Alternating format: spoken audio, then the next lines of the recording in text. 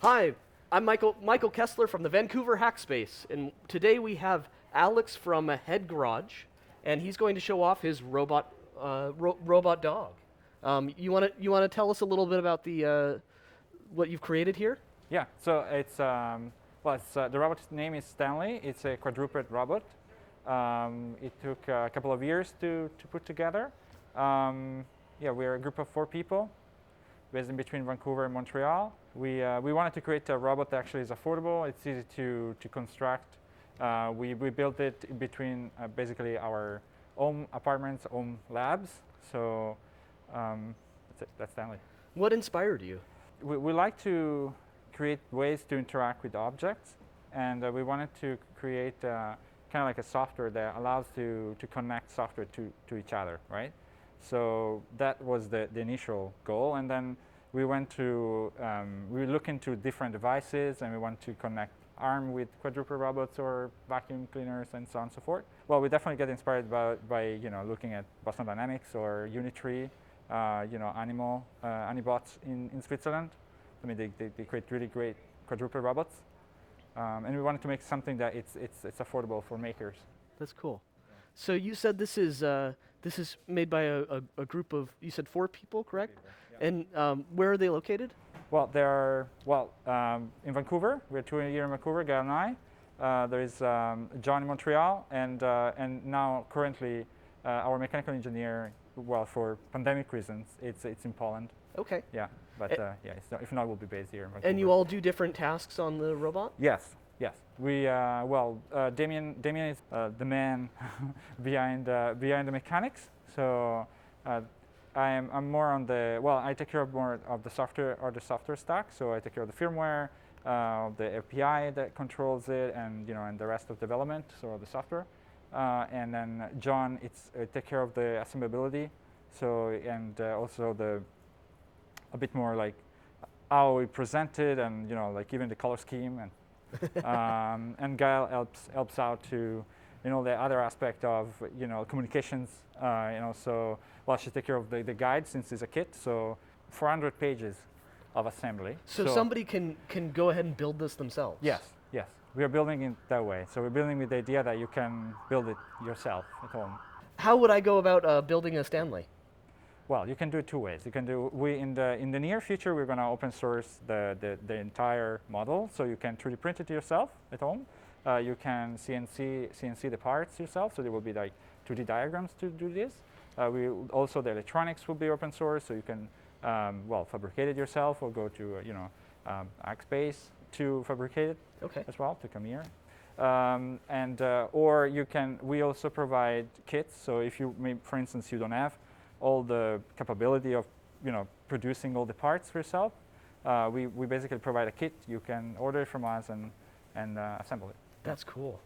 So you said 3D print. This is mostly 3D printed? No, to make it easy to construct, we decided to use 2D only parts for the CNC, so the milling part. So all the FR4 are only 2D. And then the 3D parts are basically the 3D printed part. So in this case, all the red parts are the 3D printed parts. And then all the black parts are milled? There are 126 3D printed parts. Okay. And around 45 parts that are milled. Ooh, it's a complicated robot. Yes. That's cool though. It's a real stunner. So what can it do?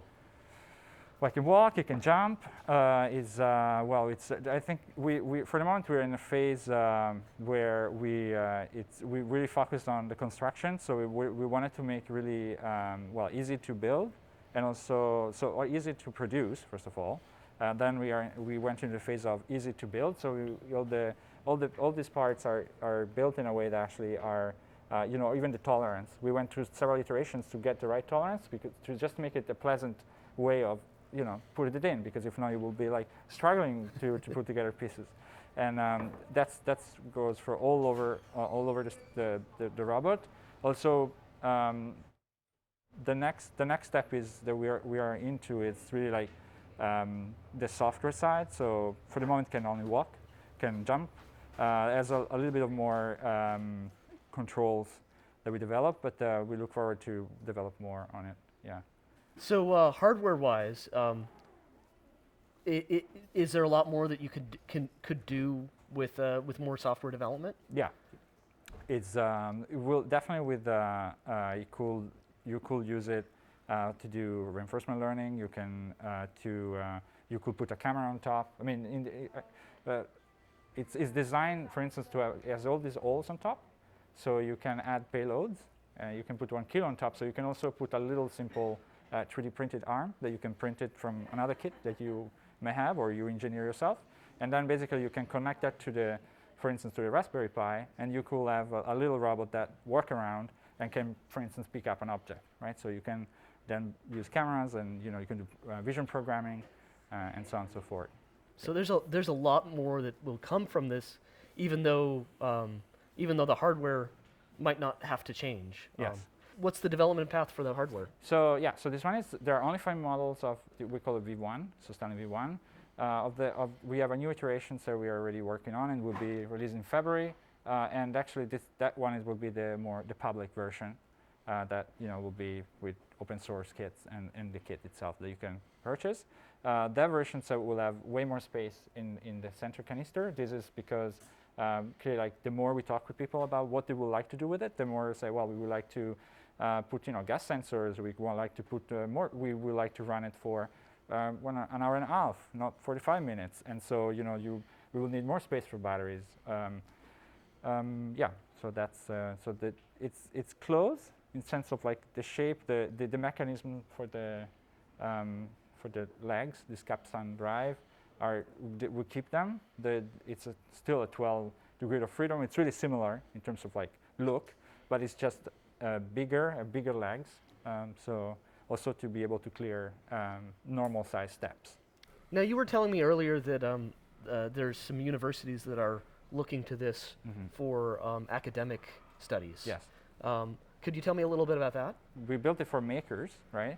But clearly, like, it's really shortly after that, we discovered that also university and schools are interested on the different aspect of the building and then programming.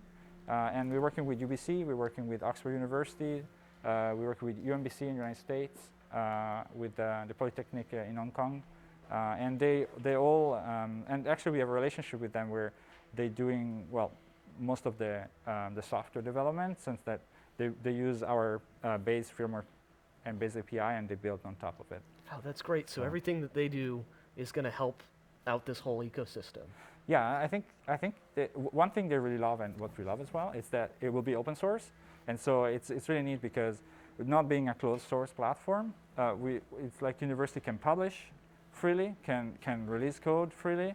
Then people can test stuff freely because it's accessible, and they can modify it after and republish. And I think that's the cool part of it. Yeah.